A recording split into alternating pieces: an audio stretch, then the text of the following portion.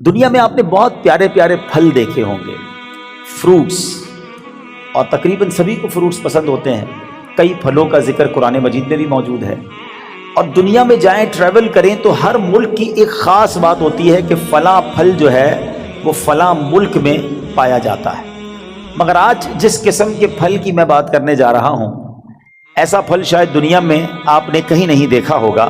مسلمانوں کے چوتھے خلیفہ مولا کائنات حضرت علی المرتضیٰ شیر خدا کرم اللہ تعالی وجہ الکریم فرماتے ہیں کہ اللہ پاک نے جنت میں ایک درخت پیدا فرمایا ہے۔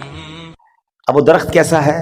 فرمایا جس کا پھل سیب سے بڑا، انار سے چھوٹا، مکھن سے زیادہ نرم اور شہد سے بھی میٹھا ہے۔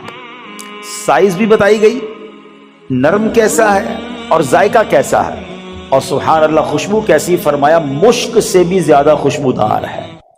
پھل میں یہی تو دیکھا جاتا ہے نا، ذائقہ کیسا ہے، اس کی سافٹنس، اور پھر اس کے بعد جو ہے اس کی خوشبو کیسی ہے۔ تو اب یہ ملے گا کس کو؟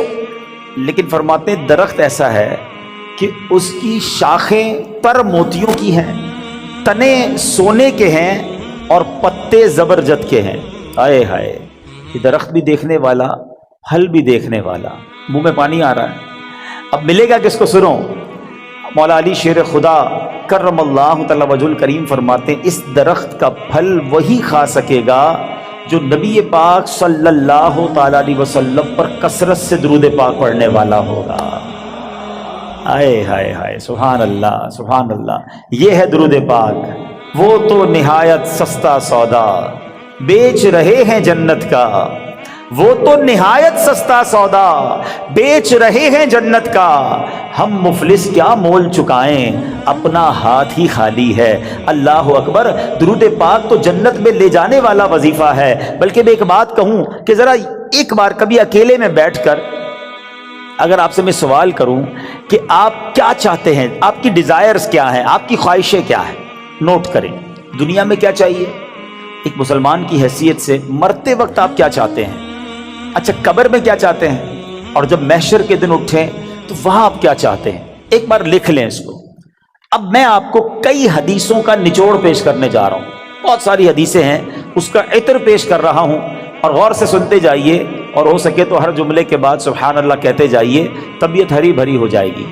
اگر آپ چاہتے ہیں کہ آپ کے کاروبار میں رزق میں برکت ہو جائے تو درود پاک پڑھیے۔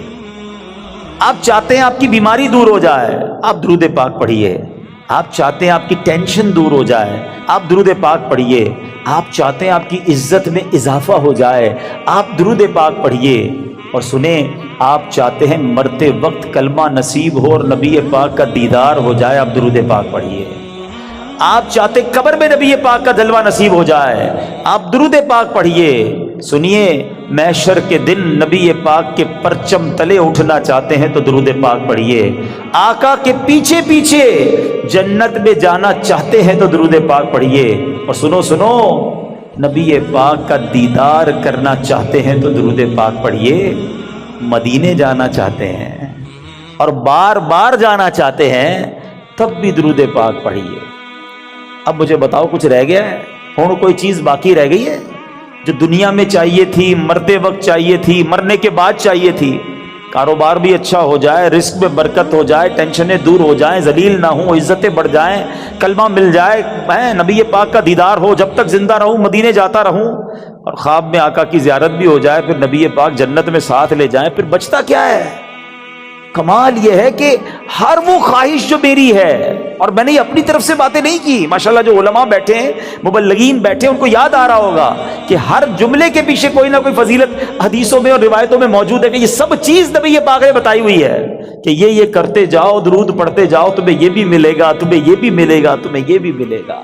جبھی تو شاعر نے کہا نا، ہر درد کی دوا ہے صلی علی Muhammad, whatever calamity you have, whatever problem, کوئی مسئلہ ہے، مسئلہ ہے نا، بتا تو رہا ہوں کہ ہر درد کی دوا ہے صلی علی محمد، تعویذ ہر بلا ہے صلی علی محمد صلی اللہ علیہ وسلم۔ یعنی ہوا یہ، اس کا نچوڑ یہ، نتیجہ یہ نکلا کہ اگر ہم درود پاک پڑھنے والے بن جائیں اور کثرت سے پڑھنے والے بن جائیں تو پھر مشکل نہیں رہنی ہے انشاءاللہ۔ تو آئیے میں بھی نیت کروں اور آپ بھی نیت کریں۔ بعض اوقات آپ دکان پہ بیٹھے ہوتے ہیں، کاروبار پہ بیٹھے ہوتے ہیں، کوئی کام نہیں ہوتا۔ ہمارا پرابلم ہم یہ ہو گیا ہے، جب کوئی کام نہیں ہے تو ہمارے ہاتھ میں موبائل آ جاتا ہے، اور وہ موبائل اتنا بیزی کر دیتا ہے کہ پتہ ہی نہیں چلتا کہ آدھا گھنٹہ نکل گیا، گھنٹہ نکل گیا، 2 گھنٹے نکل گئے۔ اللہ کرے یہ مائنڈ سیٹ بن جائے کہ یہ وقت بہت قیمتی ہے۔ اگر فارغ بیٹھا ہوں دکان پہ تو میری تسبیح بار آنی چاہیے، موبائل کی جگہ تسبیح بار آنی چاہیے کہ چلو یار 313 بار درود پاک پڑھ لیتا ہوں، 100 بار کلمہ پاک پڑھ لیتا ہوں۔ اچھا موبائل اٹھانا ہی ہے تو یار کوئی کام نہیں تو 10 منٹ میں 12 منٹ میں سورہ یاسین نہ پڑھ، ایک سورہ یاسین پڑھوں گا 10 قرآن کا ثواب مل جائے گا۔